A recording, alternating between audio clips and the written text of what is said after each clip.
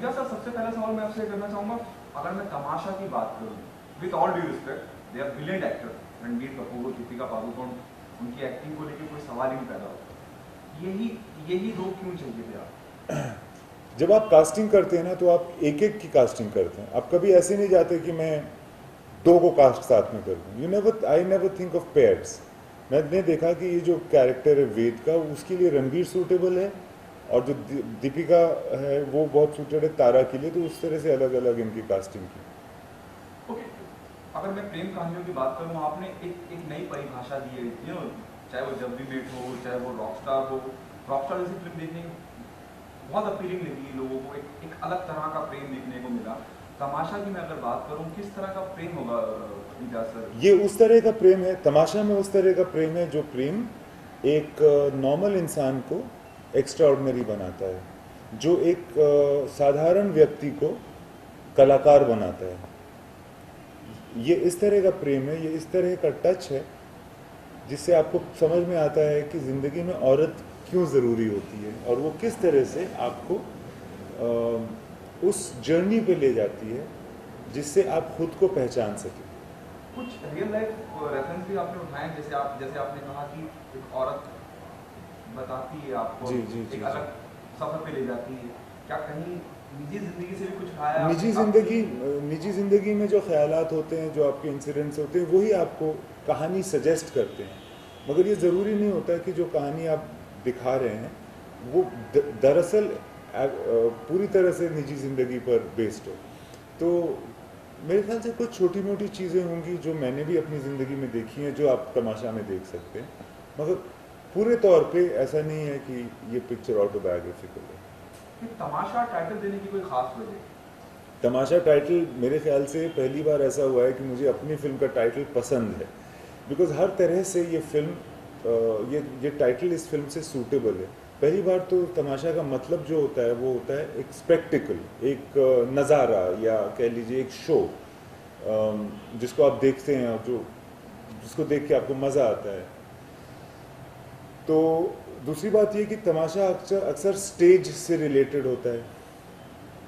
इसमें भी स्टेज से बहुत लेना देना है इस फिल्म को। जैसा कि आप देखेंगे, अल्टीमेटली वो जो मैं कह रहा था कि आर्टिस्ट है वो स्टेज पे अपनी कहानियाँ कहता है, तो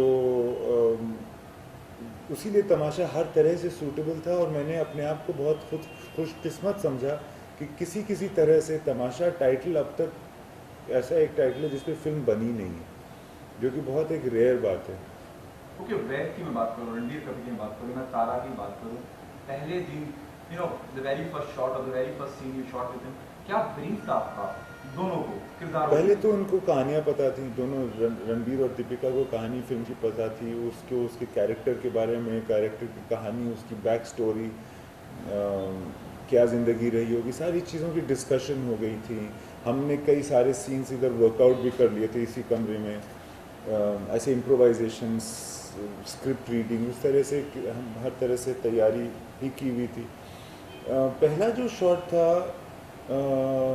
पूरी फिल्म का, जो पहला शॉट जो था वो दोनों रणबीर और दीपिका दोनों के साथ था कॉर्सिका में। एंड बस कुछ नहीं, उन्होंने स्क्रिप्ट पढ़ा, फिर वो हम लोगों ने डिस्कशन फिर से किया, उसके बाद हम लोग गए वहाँ पे, और पता नहीं मुझे मैंने क्या कहा या उन्होंने क्या पूछा, it just flowed like that. तो क्या आप इतनी आसानी से कह जाते हैं चीज़ें? अगर हम गाने भी अगर हम देखते हैं आपकी फिल्मों की, वो कहानी को कहीं ना कहीं आगे ले जाते हैं। और चाहे मैं वक्त की बात करूं या तुम जो ना होते, तो ये पिक्चराइजेशन में कितना इन्वॉल्वमेंट रहता है आपका? क्योंकि मेरे पूछने के पीछे रीज़न है, अगर आप वो गाना देखें जहाँ अगर तुम जो गाना है दीपिका के साथ हो, उसमें मोहब्बत नजर आती है कि एकदम टाइट पकड़ रखा है रणबीर को, रणबीर छुड़ाने की कोशिश कर रहे हैं, मोहब्बत दिख रही है। वो क्या कितना इन्वॉल्वमेंट रहता है आपका, और वो लगता है कि हाँ वाकई में ऐसा ऐसा हो सकता है। मुझे गाना शूट करना बहुत पसंद है, और लोग अक्सर मुझसे पूछते हैं कि क्या मैं कभी ऐसी फिल्म बनाऊंगा जिसमें गाने ना हो। मुझे बड़ा डर लगता है, क्योंकि मुझे गाने शूट करने में बहुत मज़ा आता है, और मैं बहुत ज़्यादा इन्वॉल्व रहता हूँ। इनफैक्ट इस फिल्म में 7 गाने हैं जो पिक्चर में दिखते हैं, उसमें कोरियोग्राफर सिर्फ 2 गानों में, बाकी हम लोगों ने अपने से ही किया है। कई बार ऐसे डांस भी हैं जो इन लोगों ने खुद ही किया है, खास करके रणबीर ने बहुत सारी चीज़ें खुद ही की हैं, हम लोगों ने आपस में वर्कआउट किया है। एक्चुअली मैं इसको मजाक में कहता था रणबीर को कि इस फिल्म में तो तुमको कोरियोग्राफर का भी टाइटल मिलना चाहिए, और मुझे भी। तो मुझे मज़ा बहुत आता है, मगर मैं चाहता हूँ कि गाने जो है ना फिल्म में, वो फिल्म की कहानी को आगे बढ़ाएं। ऐसा ना हो, देखिए अक्सर हमारी ज़िंदगी में ऐसे लम्हे होते हैं जिसमें हम कुछ बोलते नहीं हैं, मगर वो बहुत मीनिंगफुल होते हैं, और तो यहाँ पे स्कोप होता है गाने का। तो मैं गाने बहुत एंजॉय करता हूँ अपनी फिल्मों में। अगर तुम साथ हो, खास करके वो जिस सीन का मैंने जिक्र किया जहाँ दीपिका ने बहुत जोर टाइट करके पकड़ रखा है रणवीर को, उस सीन का आपका क्या विवेक, जैसे आपने कहा कोरियोग्राफर तो नहीं था, लेकिन क्या एक खासियत थी उस सीन की, एक खासियत है, मैं आपको बताता हूँ। पूरा जो वो सिचुएशन था उसमें क्या था, मैंने दीपिका और रणवीर को कम से कम चीज़ें बताई थी। आप कह लीजिए एक तरह से एक्सपेरिमेंट था। मैंने कहा कि बहुत कम चीज़ें बताई मैंने कि ये ऐसे ऐसे ये सीन होता है, सीन के बाद ये गाना शुरू होगा।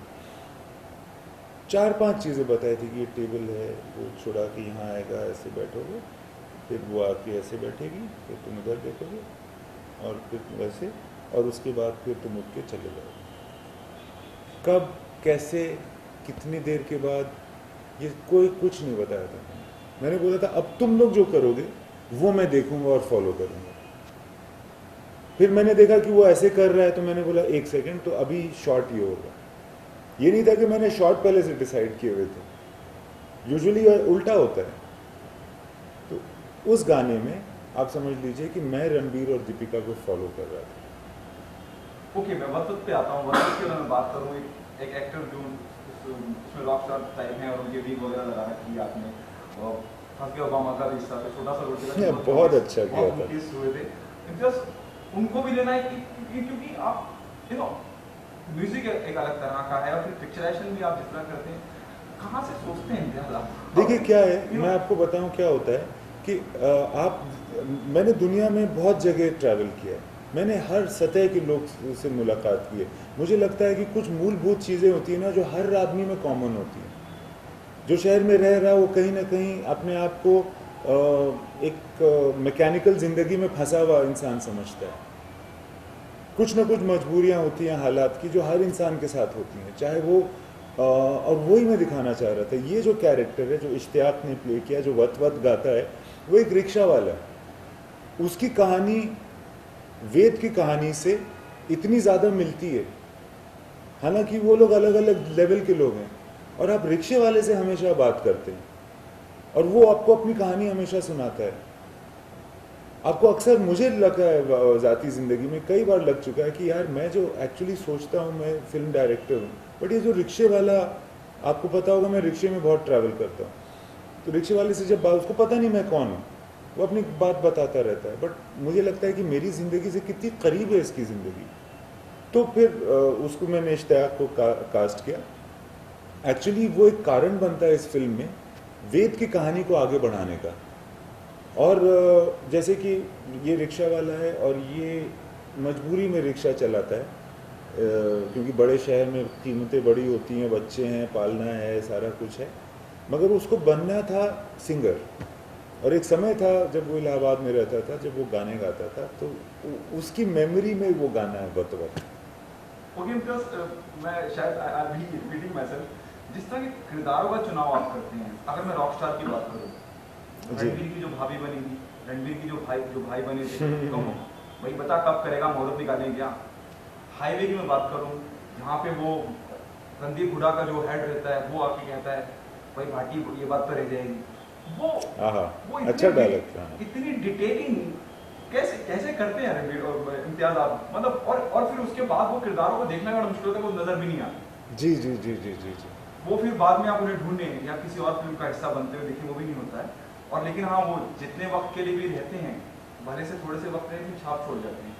इसमें कुछ चीज़ें, एक तो क्या है कि मुझे हर आदमी इक्वली होता है मेरे हिसाब से। कहानी हो सकता है कि रणबीर कपूर के कैरेक्टर की हो, पर ऐसा नहीं है कि इश्तियाक का जो कैरेक्टर है वो अपनी ज़िंदगी में मुकम्मल नहीं होना चाहिए, उसको पूरा होना है। दूसरी बात क्या है कि मैं थिएटर का हूँ, तो इंटरैक्टिव तरीके से सीन्स बनाना मुझे बहुत पसंद है। ऐसा नहीं कि सिर्फ एक हीरो है, उसका क्लोजअप है और बाकी सारे लोग मैटर नहीं करते हैं, उस तरह से मैं काम ही नहीं कर पाऊँगा। तो कास्टिंग मेरे लिए बहुत इम्पोर्टेंट चीज़ होती है, और मैं चाहता हूँ कि रियल जो मुझे ये एहसास दिला सके कि ये दरअसल हो रहा है, उस तरह के एक्टर्स हों, उस लेवल की एक्टिंग हो। Can you just flip that down, please? Yeah, just flip that down. Close it. Thanks.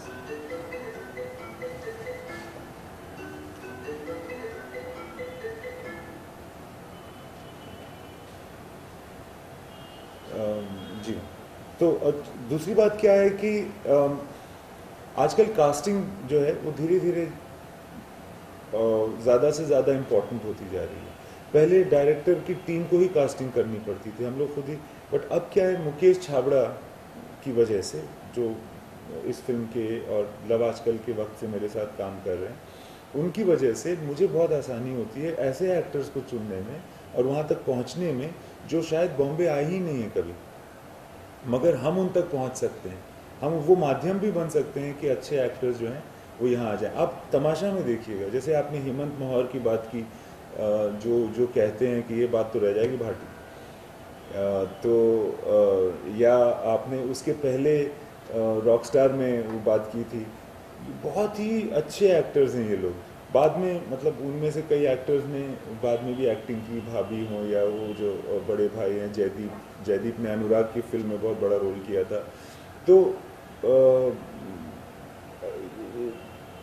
I am actually very thankful to Mukesh, जो बाहर से जाकर के ऐसे लोगों को लाता है। और इस फिल्म में, तमाशा में, आपको देखने में आएंगे ऐसे कई सारे पार्ट्स। अब मैं बहुत एक्साइटेड हो गया हूँ आपकी बात सुन के कि आप खुद देखिएगा। पर्सनली ज़ाती तौर पे आपसे कह रहा हूँ कि शिमला में हम लोगों ने बहुत सारे सीन्स किए ना, बहुत बड़ा पार्ट है शिमला में, कॉर्सिका में, वहाँ के एक्टर्स के साथ, शिमला में भी नहीं, शिमला से भी छोटी जगहों के एक्टर्स के साथ। हमारे में राम सीता है, सीता जो हैं वो एक वो सीता नौटंकी में प्ले करती है मनाली की रामलीला में, और जो राम है वो जो यहाँ पे शिमला में जो रामलीला होता है उसमें राम प्ले करता है। सो ये वाले एक्टर्स हैं जिन्होंने, रावण जो है वो भी शिमला के हैं। सो ये बहुत कास्टिंग, तो शिमला में जाके वहाँ रह करके इन लोगों ने कास्टिंग की है, फिर मैं जा कर के वहाँ मिल करके लोगों को फाइनलाइज किया है।